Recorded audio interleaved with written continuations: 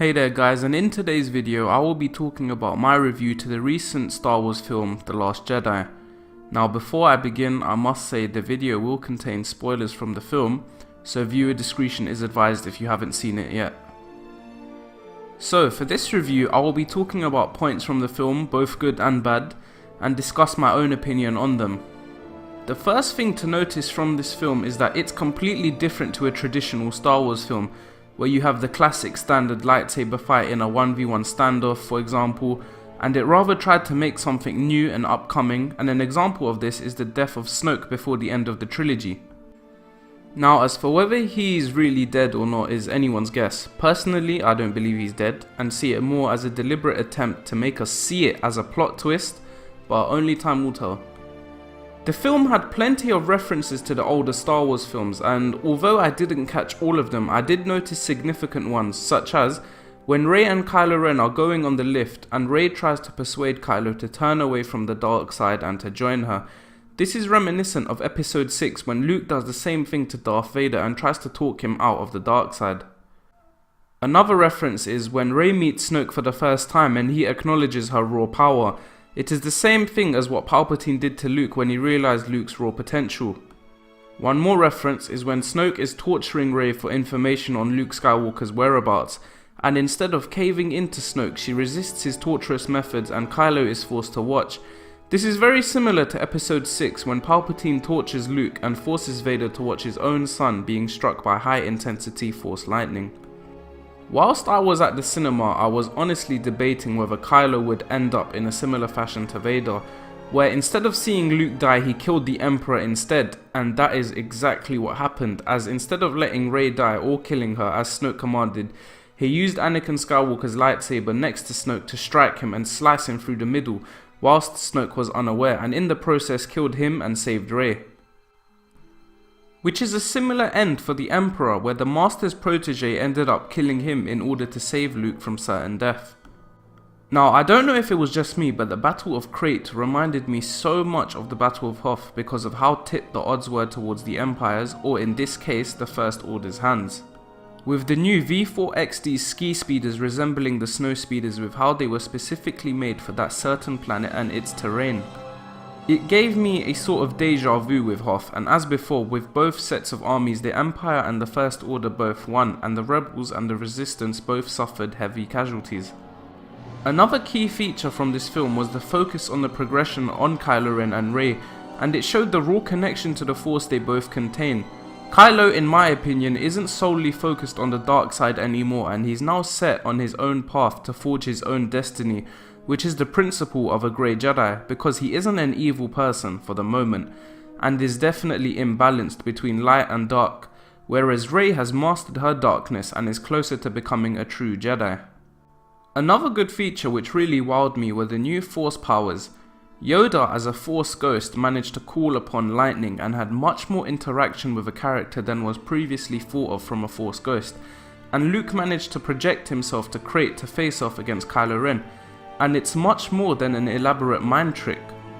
His projection has physicality, which we see when he gives Han's dice to Leia and kisses her on the forehead. On the other hand, he doesn't actually touch Kylo, he doesn't make footprints in the salt ground of Crait, and he's using his original blue lightsaber, which had been destroyed earlier in the film. This was a fantastic feature, and I'm sure there will be more to this Force power. Snoke manages to create a neural connection between Rey and Kylo, and again it's more than talking through the Force because they were both able to see each other and interact with each other via their natural surroundings.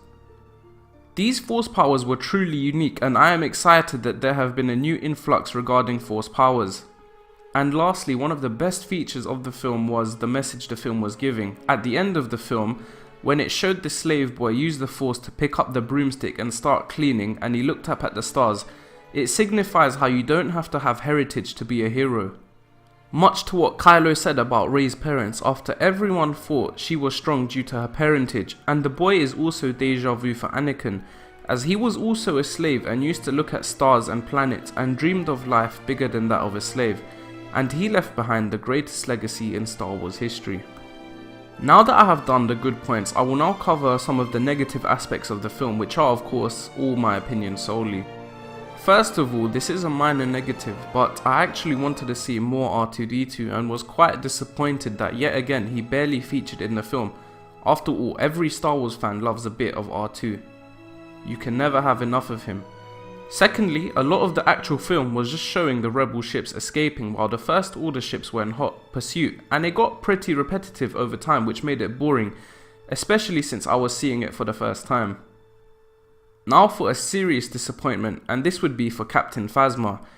This honestly has to be one of the worst disappointments for the film because she was being hyped up in games as well as by other Star Wars fans and actors alike, but the end product was a maximum screen time of probably around 5 to 10 minutes, and her death, which in all honesty was seriously not cool, because she was supposed to be one of the integral characters to the film, yet what we got was far from that. Another disappointment from the film was the exclusion of the Knights of Ren. Now they were initially mentioned in brief in episode 7, and after that I think we all would have imagined that they were gonna have at least made a feature in episode 8. But this didn't happen, and as a result I feel as though it's going to result in them being crammed hard in episode 9, which might not be the best idea, and I feel like it's a wasted chance to at least give a serious introduction to this particular order, who are still relatively unknown. Another disappointment was the origins of Snoke are not clear and weren't explained. However, this could be reminiscent of Palpatine, as at the time of release when Palpatine died he was relatively unknown and his origins were not clear. It was only when the prequels were made we found out more about him, so they might do something similar for Snoke, I'm not too sure. Now for a serious disappointment. Luke for most of the film was a passenger and was basically not involved at all. It did not give him a good outlook at all and was a stark difference with his Legend self. With Legends, he left behind a very serious legacy comparable to that of, and in many ways better than that of, Darth Vader. But with his new canon self, I was expecting a whole lot more from the movies with regards to Luke. Instead, what I saw was really upsetting and disappointing because I did not expect him to be a wimp. He was a Jedi Master who knew no fear and would go leaps and bounds in Legends. But here it turned out to be a really big upset. Also, his death at the end didn't really make sense to me and it didn't signify much. It could be a Yoda-esque type death similar to episode 6, but there wasn't really a need for it here, as I feel Luke had so much more to give rather than dying, in comparison to Yoda, who had taught Luke everything he needed to know in order to fight Vader and restore balance to the Force.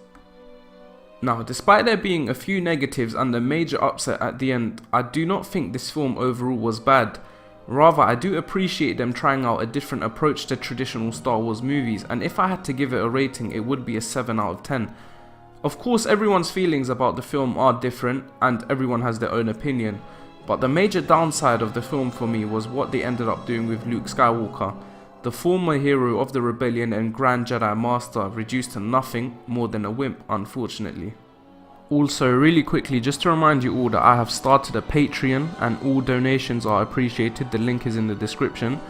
Not only this, but I have just started producing my own merchandise and would really love it if you would at least give it a check. There is going to be more merchandise on its way soon in the near future, but as of now, this is what I have come up with. Yet again, the link will be in the description below.